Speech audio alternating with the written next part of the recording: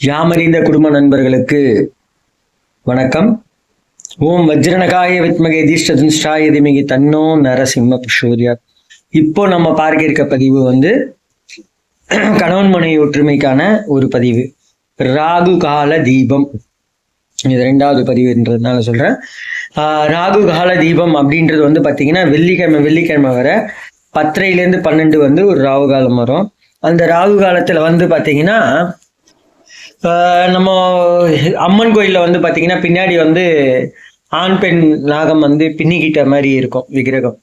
அந்த விக்கிரகத்துக்கு அபிஷேகம், அதாவது ஜலத்தால் அபிஷேகம் பண்ணி, அதுக்கப்புறம் பால் அபிஷேகம் பண்ணிட்டு, மஞ்சளை தடவி குங்குமம் போட்டு வச்சுட்டு, அந்த நாகத்துக்கு பாத்தீங்கன்னா நீங்க நெய் தீபம் ஒவ்வொரு வெள்ளிக்கிழமையும் தவறாமல் நெய் தீபம் போட்டுன்னு வரணும்.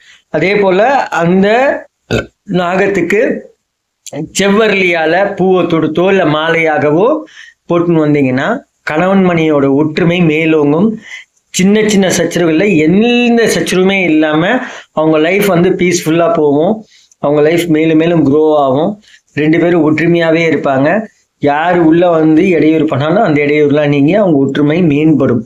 நம்பிக்கையுடன் செய்து கொண்டு வாருங்கள். நல்லதே நடக்கும். நன்றி, வணக்கம்.